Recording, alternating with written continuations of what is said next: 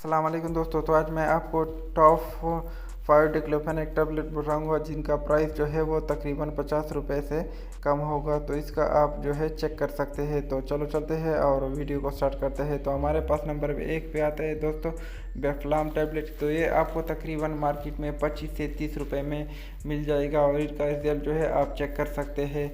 तो हमारे पास नंबर 2 पे आता है दोस्तों स्टॉपी टैबलेट। तो ये आपको तकरीबन 25 से 30 रुपये में जो है वो मार्केट में मिलेगा और इनको रिज़ल्ट जो है वो बहुत अच्छा है, आप जो है इसको चेक कर सकते हैं। तो हमारे पास नंबर 3 पे आता है दोस्तों स्पॉन के। तो ये आपको तकरीबन 40 रुपये के दरमियान जो है वो मिल जाएगा। तो इसको आप जो है चेक कर सकते हैं। तो हमारे पास नंबर 4 पे आता है दोस्तों वोल्टेक्ट 75 mg टैबलेट।